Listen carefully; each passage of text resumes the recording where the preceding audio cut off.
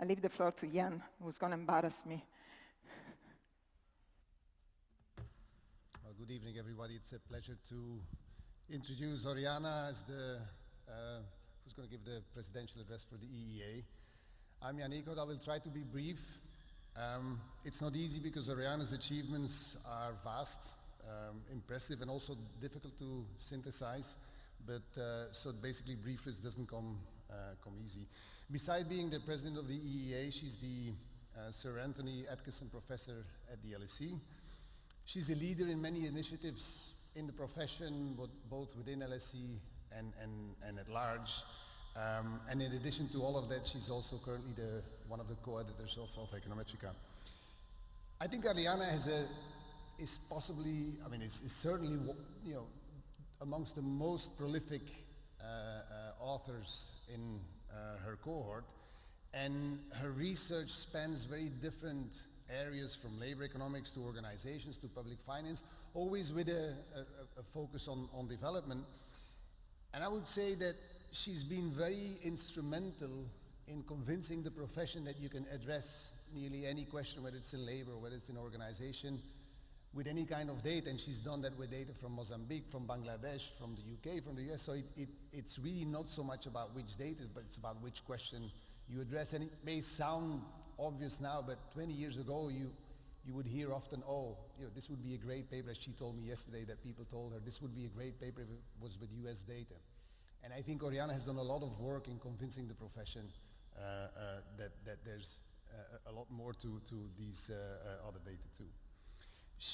Her work in particular, I think, has been influential in many of these areas, but in particular I would want to kind of single out the idea that she has linking incentives within organizations with network connectivity, and this has basically created a new line of research with a lot of people using these microdata, trying to understand organizations and incentives within organization. The work has been influential within academics, but also in policy circles, and she's received numerous awards. A few of them are the IZA Young Labor Economist Prize, the Carlo Alberto Medal, the Esther Bozer Prize, the Eero Johansson Award for the Best Young Economist in Europe, the Arrow Award, and recently she also received an honorary doctorate from the University of Munich. At LSE, I hear Oriana is a phenomenal teacher. She got a teaching prize for her undergraduate course in development economics. But above all, she has been devoted to her students. She's advised more than 30 students who went off to have their own very successful careers. This basically says something about her commitment, that, you know, behind that energy that she has, and if you know Oriana, she has a lot of energy, behind that productive talent, writing papers, behind her commitment to all the work she does, it basically illustrated that you know, behind that all that work, there's really a wonderful human being. And to illustrate this, I have a story that actually Silvana shared with me. Silvana obviously is her colleague and close friend. And she said one story about Oriana is that, you know, she gave a talk in Madison, Wisconsin, and on the way back to London, she has a stopover in Chicago, and she has 3 hours. So what do you do when you have 3 hours in the airport? Well, what Oriana does is she goes and visits a former student of hers who had just had a baby. And not only that, she passes by her student's favorite store to buy a present. I mean, I think this is dedication way beyond the type of work we do. This is about the human side of her, and it just indicates what kind of person Oriana is. With this, I will pass the stage to her. She's going to talk about women at work. Oriana, the floor is yours.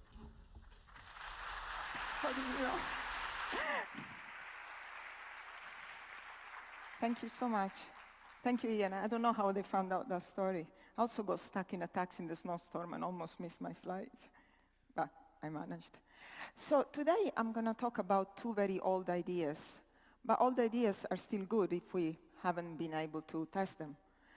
And this talk is about linking two old ideas. One is the allocation of labor, Adam Smith, classic start of the Wealth of Nations. And the second is Arthur Lewis' realization that there is half of the workforce which is currently kept at home. And one of the surest ways to increase national income is to create employment for women outside the home. That was written in 1954. It remains quite relevant today. So what I will do today is that I will document differences in the organization of labor along the development path using a new data set. This data set is called the Jobs in the World data. It's a new publicly available data set that where we means me and people at ICA, I will be more specific later, we assembled, putting together the censuses and the DHS for 111 countries. Now, given that this data is assembled from microdata, I can provide differences by gender and their implication for inequality and inefficiency. Now, why gender? So gender is one of the few things that I haven't done research on.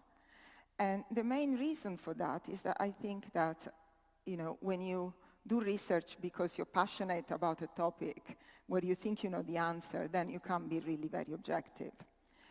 I changed my mind because I think that, well, first, it's very related to my research. And second, I think there is an efficiency argument, which is especially important to make now. So most of my research provides evidence on this two-way link between the organization of labor and development. The fact that, as Arthur Lewis said, half of the world population are women, many of whom are still inside the home, raises the question of whether we could do better with what we have already. That is, by reshuffling people around and allowing women to allocate to job where their talent is put to best use. And as I said, I think this is particularly important nowadays when, digging out more oil or using more natural resources doesn't seem really a viable option. So this talk draws from 4 projects, of which only one is about gender. The others are about labor, but as I said, half of the labor force is female, and is co-authored with this long list of people, not all papers, but 2, 3 each. And in particular, as Jan said, I care about my students, so I put those in red. Look out for those names in the future, they're really good. So this is my plan. I'm going to first give you a descriptive evidence of women, jobs, and economic development. You can think of this as Esther Bostrup's book on steroids, in the sense that I use better data, but the description is very similar. Then I'm going to move on to the description of how the organization of labor changes with development and how gender plays a role in that. And I'm going to show that jobs are very gendered, and then I'm going to try and measure the efficiency cost of these gender jobs. And finally, I conclude with policy and open questions. Let me first tell you about the jobs of the world. So whenever I've done a fair amount of RCTs in my life, and whenever I started describing the sample in my RCTs, I would find things like women in Bangladesh villages do only 3 jobs, literally 3. They take care of cows, they work as maid, or they work as casual workers in agriculture. 3 jobs. Is that normal? I don't know, because we have no data on any other village anywhere else. There is no representative data in Bangladesh, there is no representative data at the world level. So the first idea I had was that it would be quite useful for people to be able to consult a database easily to measure the similarity of their sample to the samples around the world. So that's the first thing that drove me. And then I realized that by having this data, we could discover patterns that we didn't know about before. So currently, the data set is on the website. You can download it easily, and you can customize the do files to download any variable that we haven't downloaded. Currently, it covers only low and middle-income countries. We are currently extending it to high-income countries. Sorry for the typo. So the results that I'm going to show you today cover the entire spectrum. It covers 90% of the population in those countries. And the important thing, and the way we merge the census to the DHS, is by building wealth quintiles that are comparable in the 2 surveys. And the way we know that this works is that for some countries, we have both the censuses and the DHS in the same or nearby years. So this basically allows us to document the two-way link between jobs and wealth, both within and across countries. So if we want to talk about work, we have to define work. I mean, to me, the best definition of work is the original definition of Margaret Ride in 1934. Work is anything that is used to produce time, that is used to produce things of value that cannot be delegated to a third party. So sleep is not work, because you cannot hire somebody to sleep for you. I wish we could, but we cannot yet. Right? But everything else is work. Then we can think of dividing work in dependent versus independent, that is whether you have a boss or not, and paid versus unpaid. And that's when things get very interesting. Because the DHS and the census record the main activity that a person performs following the system of national accounts. What does that include? Well, it includes all the market activities. Wage labor, small entrepreneurship, everything is included. It also included two non-market activities, which is unpaid family labor in business and self-employment. What that means, and we'll see it makes a big difference, is that if a woman cultivates tomatoes in her plot and uses these tomatoes to feed her children, that is counted as labor. If a woman buys a can of tomato sauce from the supermarket and feeds her children, that's not counted as labor. Although the feeding, that is the cooking, the service of cooking, appears in both cases.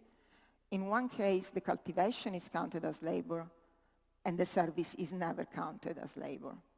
So it never includes paid family work in the household. Now, if you look across genders and GDP, you see a very striking pattern. In this graph, the gray bars are paid work, market work. You go to a firm, they pay you a wage. The blue bars are not employed. This puts together out of the labor force, so women who do household chores, as well as unemployed people. And the light blue-gray bars are unpaid workers, either in family businesses or self-employed. The bars, each bar represents a decile of GDP. I divided the countries in 10 equal groups. You see that at very low deciles, there is a big chunk in the middle. This is the unpaid labor. And interestingly, it's true for both men and women, because at very low levels of development, people produce their own food. They sew their own clothes. They do a lot themselves for their own consumption, so they don't buy stuff in the market.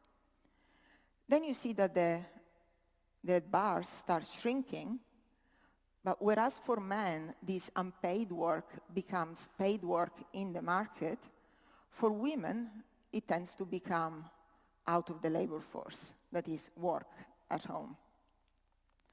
You can see this a lot more clearly if you just plot the labor force across stages of development. Now, this gives you the classic U-shape women participation in the labor force. But once you decompose this measure into paid and unpaid, you see that all the declining part of the U was effectively due to people that used to cultivate their plots to grow the food to feed their children, now buy that stuff on the market, and so they don't count as workers anymore. You see on the dashed line is the unpaid work that goes down, and the solid line is market work, and that increases for both genders. Now, this is not due to differences in education. This is the share of people with different educations that do paid work. Okay? So the share of college and high school graduates in the market, of course, increases with development, and the share of people with only primary education decreases. But being a man is the equivalent of having a college degree. That is the level of paid work that women do with a college degree is the same as men do with a high school diploma. You can see the solid line for women coincides with the dashed line for men. Now, this change, although I've highlighted the importance of cultivation for own consumption, it cannot be explained by structural change. That is, it's not because we're getting out of agriculture that women's work goes to the house and the man goes to the market, because if you look at the share of agriculture, which is the green line in these graphs, it goes down for both men and women. So far, we've seen that this transformation from the subsistence economy to a modern economy affects men and women differently. Men move to the market, whereas women move inside their household, and all of a sudden, because you do it inside the house, it's not work anymore. And this difference obviously is not due to education or structural change, it's due to the way we count work. Now, this is kind of the central part of my argument. We see that the organization of labor changes. That is, over the course of development, not only people start getting paid for their job and lower the stuff that they produce for their own consumption, but they also start working for a wage instead of being self-employed. So the two lines, the solid line that goes down in this graph is the share of people in self-employment, and the dashed line that goes up, the big dashes, is the employees, that is people who work for a wage. And you see that this increases very rapidly for both genders, but a lot more rapidly for men, and stays higher there. Oh, by the way, the point at which they cross, that is where wage labor becomes a lot more common than self-employment, is at the level of lower middle-income countries. So it's the threshold between lower middle income and higher middle income. That means that about half of the world population is still prevalently in self-employment. Again, this happens in every sector.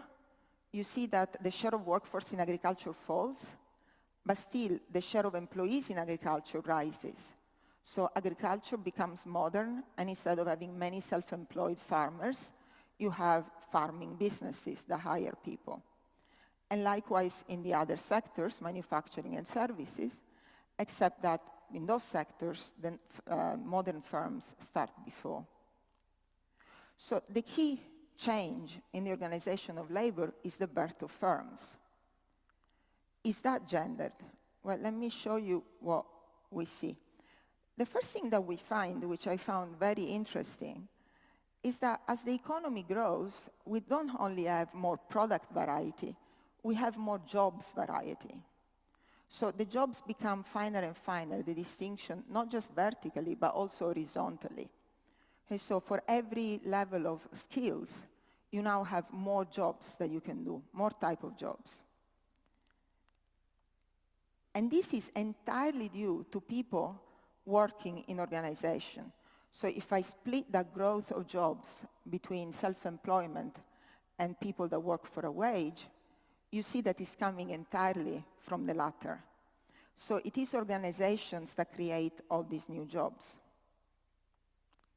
However, as the number of jobs grows, the jobs become more gendered. What do I mean by that? On the horizontal axis of this graph, I put the number of occupations in the economy that have more than 0.1% of workers. That's the number that I showed you before, where you see that as the GDP grows, as a country grows, you see more jobs.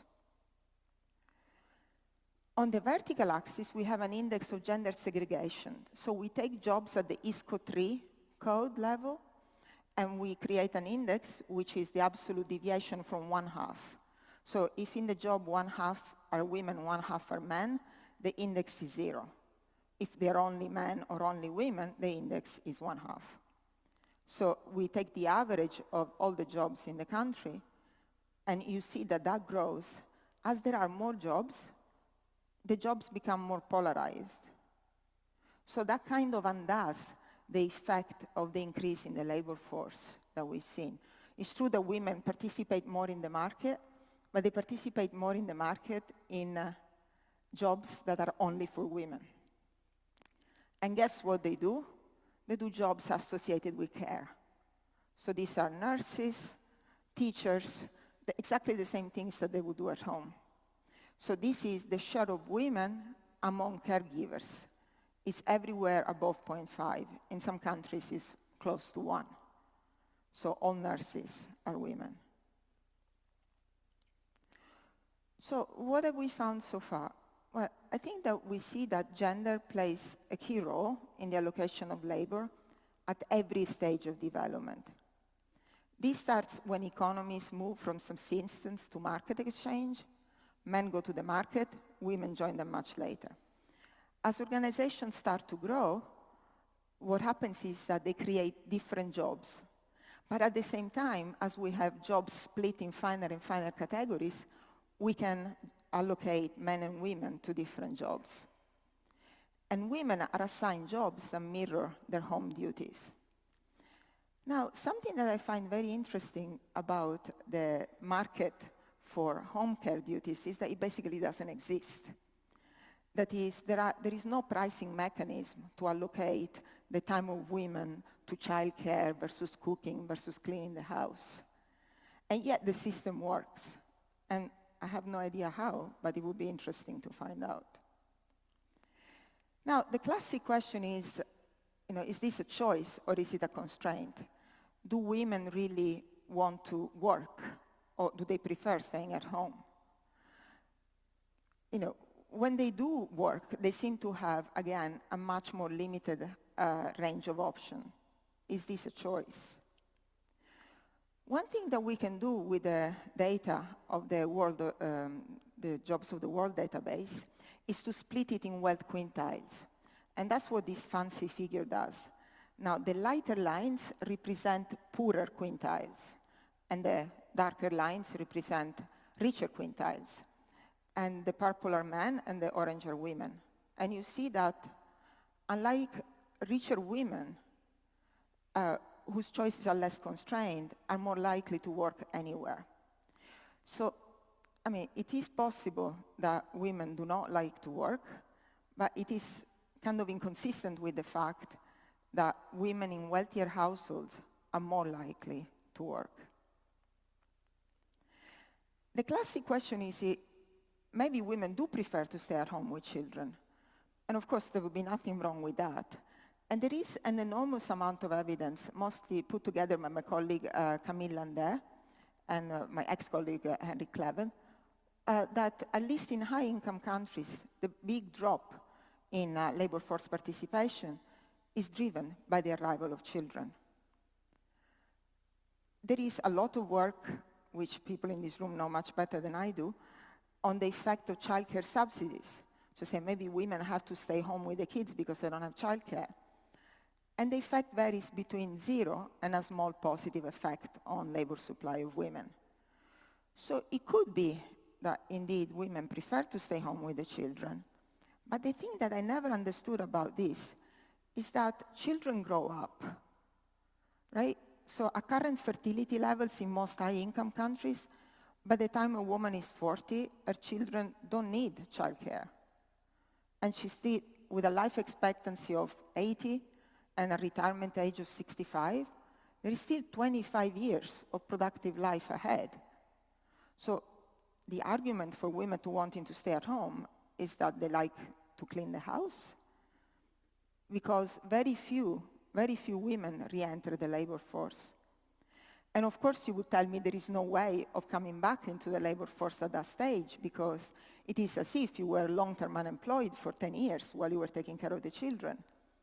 But that, again, is a choice of how we label work in the home, right? If we consider work in the home the same as being unemployed, then of course, 10 years of long-term unemployment, you're never going to find a job. But if it's an internship in managing difficult characters, then it might count differently, right? Also, you could tell me women cannot re-enter because although taking care of children is actually a good internship in managing difficult characters, they could go manage a football team after that. Their human capital is depreciated, so they don't remember what they studied in school. But if that were really the case, there would be training, refresher courses, right? And yet, none of these is ever offered.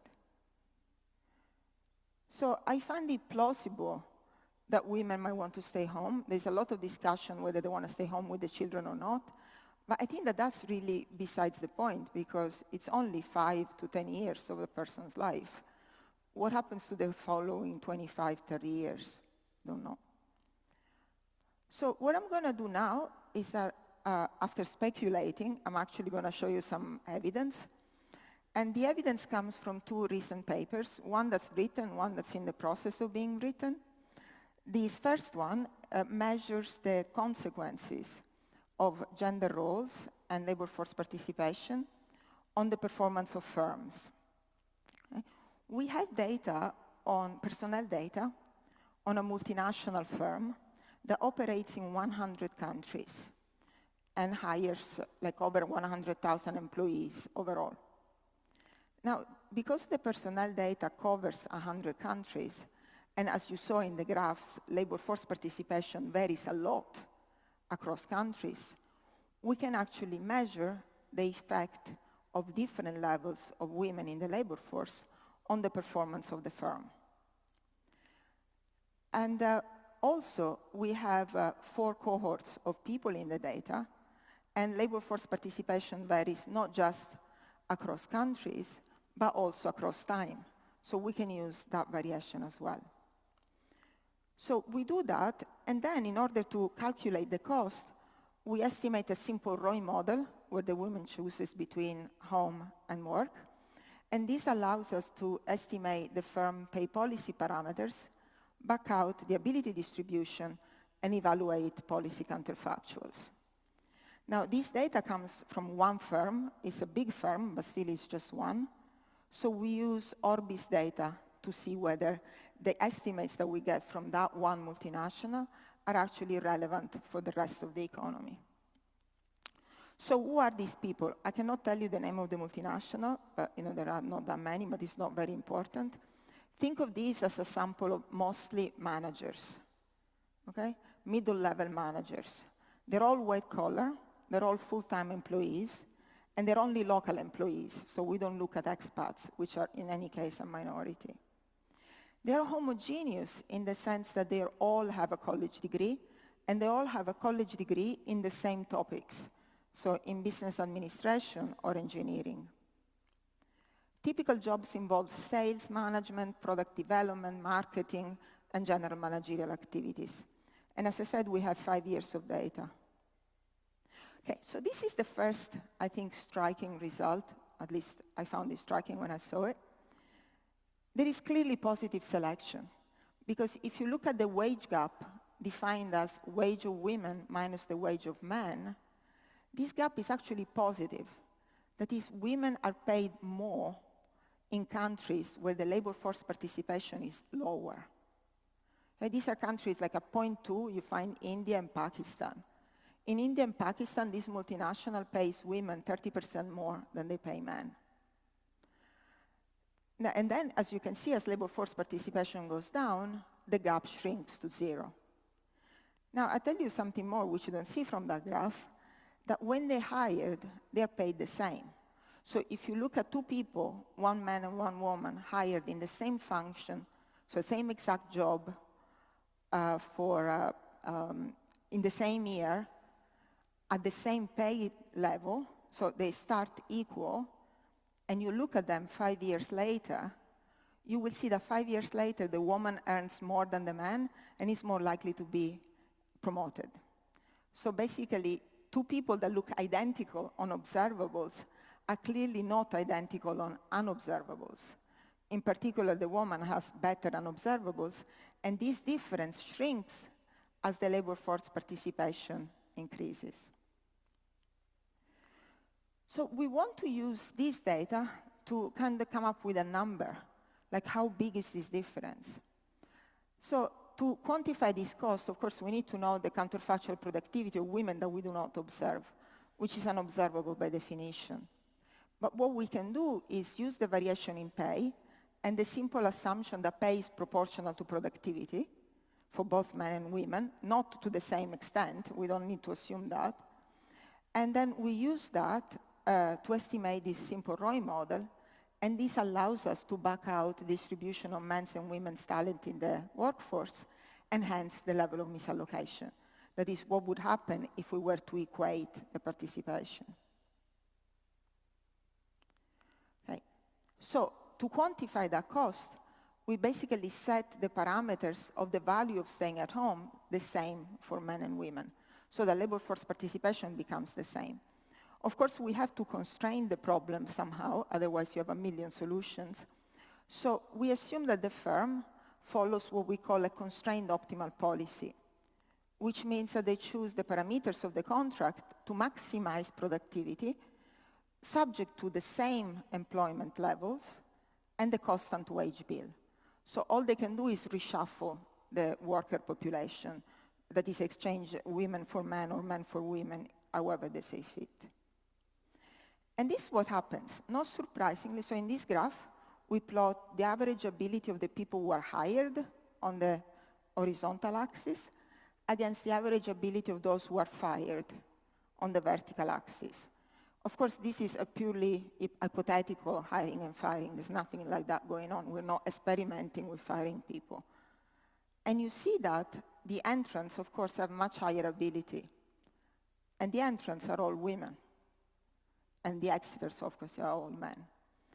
And if you want a bottom line number, which should never go into a newspaper because otherwise it takes me forever to explain why this is not the productivity increase that you would get if you were to hire only women, well, in that case, productivity goes up by 32% on average. But of course, the gains are larger in countries that have lower labor force participation to start with. So you get, basically, when you have no women at all, you can get 100% increases. Now, as I said, this comes from one firm only. Do they matter for other firms? Or is the labor force participation a sufficient statistic? What we can do is to use Orbis data on manufacturing firms in the same country where our firms operate. And this, no, it's not so tiny. So this table shows you that our estimate productivity gap from the firm predicts the productivity, the log, operating revenues in this table of all the other firms in the economy over and above the effect of labor force participation. Labor force participation is the last variable, the penultimate variable there, LFPR. So controlling or not controlling for labor force participation, the estimate of misallocation that we get from our firm predict the loss of productivity in other firms in the economy. So that is one way of testing the efficiency loss from not having women in the economy. The second way comes from this other project, which is in progress. And this is a project where the idea comes from the definition of meritocracy, which is to put people to the job that they deserve best. And so we want to estimate the degree of meritocracy across countries. Now, how do you do that? That's kind of difficult because you need to know what the job requires and what the person knows, right? So we need multidimensional skill variables on the person and the requirement of the job. What we do, and I'll tell you the data in a second, we estimate a model of matching between the firms and the workers for each country, and then we quantify the output losses from the misallocation of talent. So where do we get the data? Well, you're all familiar with the PISA data. Now, digging in the OECD website, we came across this survey of adult skills. So this is PISA for old people. It's called PIAC. It's exactly the same idea of PISA. You use standardized questions to measure basic skills, which have, you don't measure knowledge, you measure skills. And you measure numeracy, literacy, and digital problem solving. digital problem solving is only available for a limited number of countries, and numeracy and literacy give you exactly the same results. So I'm going to focus on numeracy from now on, because I think we all like numbers better. But they give you pretty much the same result, because once you're mismatched on one dimension, you're also mismatched on the other. And they're actually quite difficult. That is, the scale covers everything from not being able to add two numbers to being able to solve differential equations.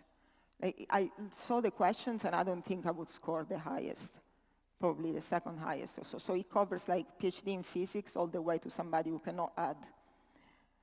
Now, so that for the skills of the workers, how do we measure the skill requirements of the jobs? Well, that's kind of easy. That's the ONET data that gives us the skill requirement.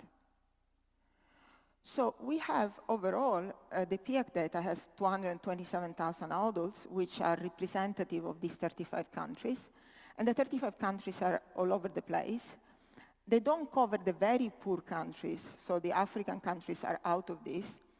But if you remember my graph some slides ago, I showed you that the modernization of people starting working for organizations starts at around $5,000. And so this is where this data set starts. It starts with Ecuador, which is the poorest country in the data, that has a GDP of $5,600. So it's like the first of the high middle-income countries. And then we have standard demographics and standard labor market variables. ONET, I think you're all familiar with. We have score on 120 skill requirements for each of the 873 ISCO 3 occupations that we have in the data. So we construct numerical literacy and problem-solving skills using principal components. I can give you some cross-country facts, just to tell you a preview of what we find, but then I'll come back to gender, okay? So the question is, how meritocratic are different countries? That is, to what extent are more skilled individuals in jobs with the highest skill requirement? And how much are skills rather than other factors rewarded in the matching? So we find that, in richer countries, there is better matching, so you find more skilled people in high-skilled jobs. There is a higher return to skills, and it's a lower unexplained share of wage variation, so there are less of other factors. What happens to women? Well, to see what happens to women, we have to somehow put in a skill requirement for housewifery. Otherwise, we just look at a very selected sample of women who work, which we have seen is very positively sorted, so it would be very hard to interpret. So what we do is that we treat housewifery as an occupation in itself, and we set its skill requirement to the average of the 4 main things that a woman does at home: teaches the children, nurses them, cooks, and cleans. Of course, this might change from person to person, and it might change over the course of development, where you can hire people or machines to do these jobs. So our next plan is to use time-use data to weight these 4 components. Now, we're going to represent these with these heat maps, which I think, I'm a kind of a nerd when it comes to graphs. So these ones took us a long time, but in the end, I think they're kind of cool. So let me tell you what they are. On the horizontal axis, we have the skill of the person. So we order people according to their skill level in each country, and we chop them in deciles. So group 1, you're the lowest, like you cannot add the numbers, and group 10, you're nuclear physicist. Okay?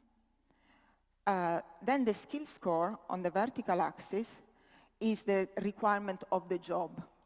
So 1 is a job that requires no numbers, you're a painter, and 10 is you're running a nuclear factory. Now, if you had perfect meritocracy, you would see just a red line. That is, all the people in the country would be on the diagonal. What we've done here is that we've added some measurement error. So red is high density, orange is a bit less, yellow a bit less, green a bit less, and blue, there's nobody there. Okay? So remember, this is the random meritocracy, that is, when you have meritocracy with random shocks. This is how it should look. Let me go to a country, I don't know if Thomas Hahn is still online, but this is Denmark. Okay? It's one of the most meritocratic countries that we find in our data set. You see there's no red anywhere, but there is a nice green diagonal. So there are more people on the diagonal than there are off it. Right? There is blue in the off diagonal at the top. Thankfully, that is, there is nobody who doesn't know how to add numbers doing a job that requires high-skilled math. And there is a bit more people with high numerical skills in jobs that don't require them. You see that by the light green, the light blue lower diagonal. Now, if I split by men and women, we find similarly that they're along the diagonal. Now you see some red concentration, that is, you have, for men, you find that the high-skilled men are in very high-skilled jobs. So you clearly find people, Danes with good math skills, are doing jobs where the math is needed. You see them there at the top. And women with no math skills are in jobs that are not required. Now, look at that line, the red line at around 4. 4 is the skill requirement of the housewife. Okay? So you see a mass of people there, but they are people that mostly have low skills. Now, given that we are in Milan, it hurts me to say a fairly non-meritocratic country. This is Italy. We like the sea, but I don't think we want to see a sea of blue in these graphs. But that's what we get. And guess what? It comes entirely because of women. So how do we read this graph? The women graph on the left is the sea of blue with a surfboard in the middle. The surfboard is the housewife skill requirement. So these are all the women who are at home. Those with low skills are doing housewifery, which requires more skills of what they have. But all the way to the 8th decile, you have people who are still in doing housework. Okay? Now, what implications does this have? Well, look at the graph for the men. You see a horizontal line just above the women's line. Okay? So these are all the lower skilled men which are filling in for the women who are at home. So you have men with skill level 2 or 3 doing jobs with skill requirement 6 or 7. Okay? There is a long line precisely above the line where the women are. And then, small consolation, it looks like there is a concentration of men with high numerical skills in jobs that require a lot of numeracy. So there is a red patch up there, which is a consolation. But overall, this is a bit, you would agree, of a misallocated labor force. So, of course, those graphs are pretty. Does this hold statistically? Well, that's the local polynomial. Well, I run the female labor force participation against the meritocratic index that we build, and you see that is increasing in female labor force participation. So what have we learned so far? I think that it's pretty clear that allocating labor by gender generates inefficiencies. You impose one constraint that affects half of the world population. It's pretty obvious that it's not going to help. And necessarily, so this is probably the argument that's heard less, is that if you're misallocating half of the population, the other half, by necessity, is going to be misallocated too. And that's what we saw in this graph. You see all the women doing jobs below their skill level and all the men doing the jobs that they should have done. Okay. So the last point that I want to make, and this brings me to policy, is that although I've made this big generalization of female labor force participation increasing with development, actually there is a lot of variation at each level of development. So you see there that Egypt, for instance, which is a high middle-income country, is in the same class as, Thailand, and there is a huge gap in labor force participation between Egypt and Thailand. Italy is there at the top, and you see Italy compared to Canada or the USA. There is a huge gap in labor force participation. So for every level of development, there is a gap. What can be done with this? Well, there is a long literature that explains the historical origins of different norms. This is a fascinating literature that has made us really understand where the norms come from. But the problem, which is not a problem for that literature, is that if we want to do something now, that doesn't help because we don't have the plow anymore, so we cannot say, okay, substitute the plow with something that the woman can use because it's not there anymore. So minimally, we need to be aware of how the prevailing norms affect outcomes. Okay? So we did a little exercise just for this talk. We did a meta-analysis of all the RCTs done in the last 20 years, which there are millions, but we selected specifically the RCTs that want to increase the labor supply of women. We found 50 papers that satisfy our criteria.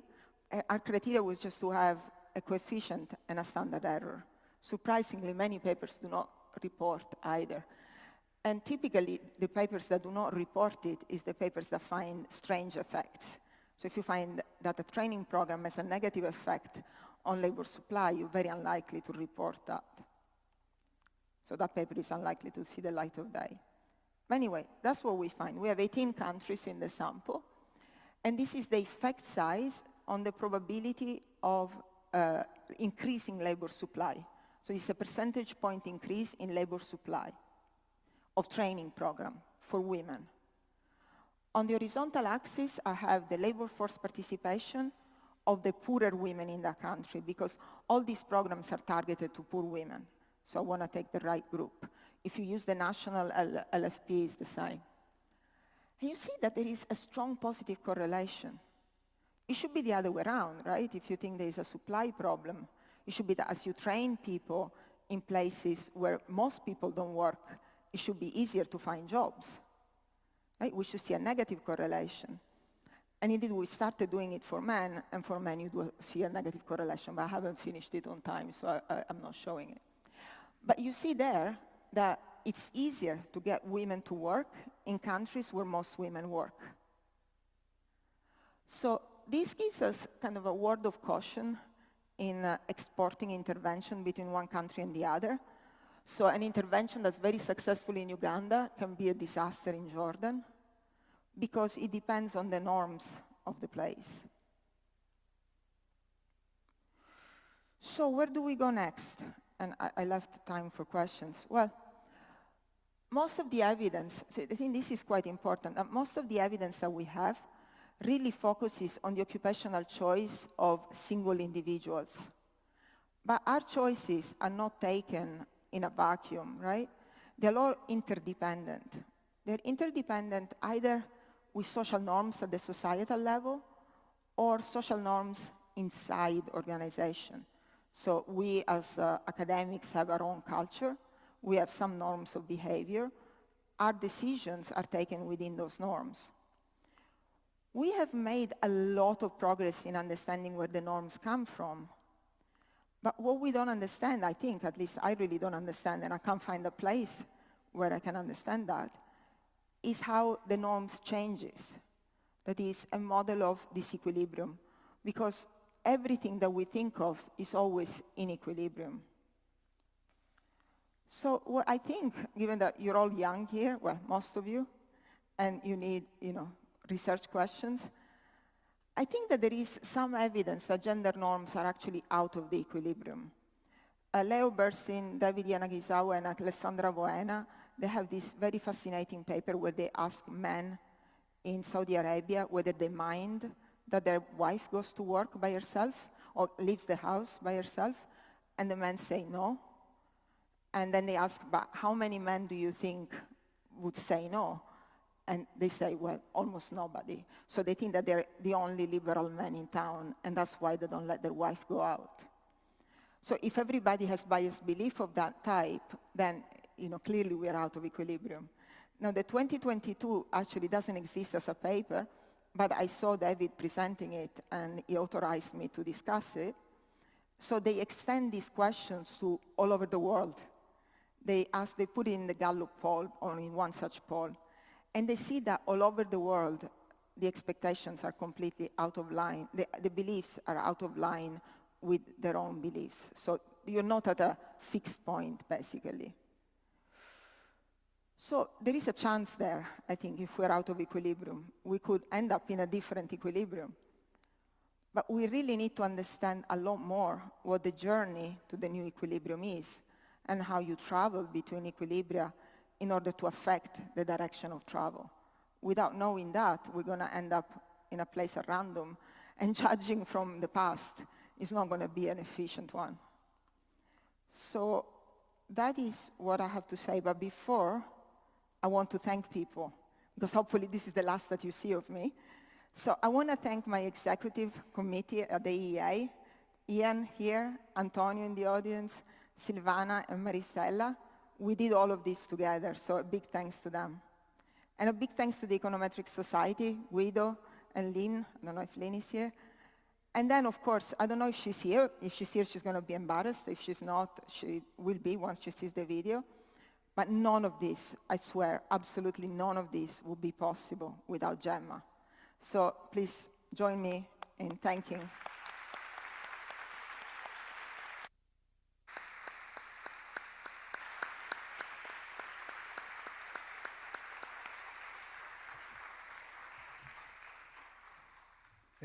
Thank you, Oriana. This was a wonderful overview of a lot of interesting issues and topics.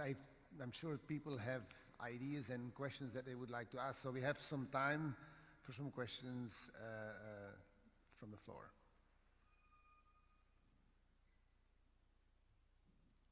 There's a question there.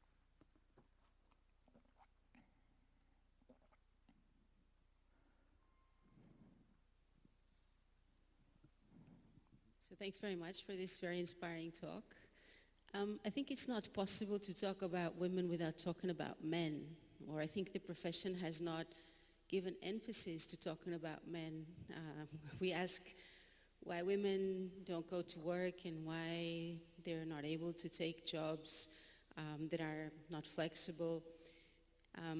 Well, what do their spouses have to say? I mean, I think I'm asking this also in light of research that highlighted what happened with Corona, that women co-residing with men, everybody was locked in.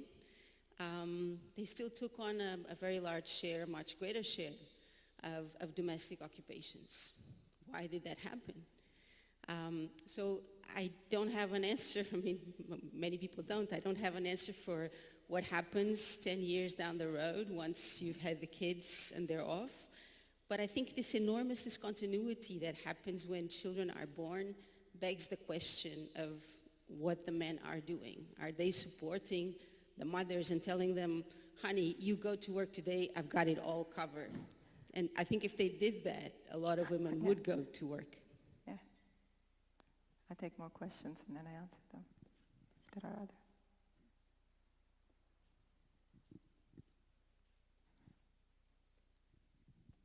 Could you tell us where school teachers are? You would expect that they have good math skills. School teachers, yes? You would expect that they have good math skills. You would expect even in developing countries that you have many women who are school teachers. Where would they be in the figures with colors that you show?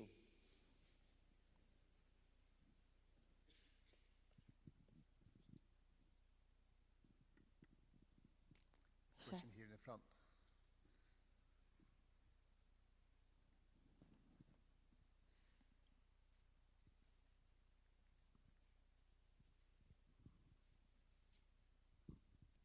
Yeah, so I was wondering if you could elaborate on the role that you think public policy plays in shaping the social norms. My impression is that family policies in rich countries play a large role in shaping the division of labor in the household. For example, parental leave policies set the stage of what's expected of women in terms of, returning to work after childbirth or not. And I was wondering if you had any thoughts on such policies in developing countries and really what role they play on this shaping the social norms. Thank you. Okay, yes. So, of course, I mean, the men are central in this. That's why every graph that I showed you had the men on one side and the women on the other side. And the point is that if women are misallocated, men are misallocated too. So you cannot solve one problem without solving the other. So they're intimately linked. They're just two sides of the same coin. Teachers make about half of that line, so they would be just slightly above, because the other two occupations, so the line is the skill requirement of teachers, nurses, cooks, and maids. And cooks and maids have lower skill requirement than teachers and nurses. So the line would be, for teachers, just one decile above, I think. And you see, as you look at countries that are richer, the line keeps going up because the skill requirement for teachers goes up. And Michelle, of course, public policies. These are very, very, I mean, this is key. Why didn't I talk about public policy today? Mostly because I don't have the answer, but one thing that I want to say about public policy is that treating equally the unequal doesn't produce equality. Example, in our profession, stopping the tenure clock for the birth of a child. In many places, this is allowed for both men and women for equality, on equality grounds. But if you apply an equal policy to an already unequal situation, you're just going to produce more inequality. So you need to have unequal policies to take into account of inequality, correct? There is a fascinating paper by Jim Heckman, I just saw him present a couple of months ago, where he looks in Denmark, looking at transfers to equalize income. And he sees that even those, like public school and other form of public goods, like public schooling, public hospitals, all the best ones are captured by the rich. So again, giving the same transfers, the same policy to people who are unequal to start with is not going to bring equality. It's just going to either amplify the inequality, or leave it as is. So I think we need to be bolder and do policies that compensate for the inequality that already exists. I think the trick of saying equality, we should aim for equality when the basis is inequal, that is not going to work. Is there any other question at this point? I think we're about right on time. Is someone asking a question? No. Oh, there is last question.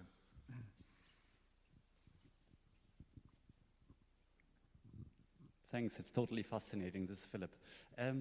I just wanted to ask one thing about these skill requirements, and in particular about raising children. So you have these skill requirements, but I was wondering if there's particular skill of being actually the actual parent, right? So it could be that for some children it's very comforting to have the actual parent. I'm not sure it matters whether it's a man or the woman, but trying, if you have assortative matching, both men and women are high skilled, right? You would have to put it in the market. And I was wondering if there's something, and the current model doesn't have it, but if there's something about being actually the actual parent in order to do the job. You're absolutely right. That's why I always say that, focusing on those first years of the child and discussing whether it should be the parent or whether it should be a carer, it's kind of besides the point, because there are only a few years in a person's life. So we could redo the graphs by just excluding people with young children, and they would look pretty much identical. The big inefficiency is what happens when there is no such need, such demand at home, and still women stay at home. We can't quantify the effect, the effect of a hug. That's something that cannot be delegated to the market, so it doesn't count as work. Okay, thank you everybody for this wonderful session. I want to thank Oriana, and I hope you will help me thanking her for, first of all, a fascinating talk, for being an inspiring president for the EEA, and for all the labor supply that you give to the profession. Thank you very much. Thank you.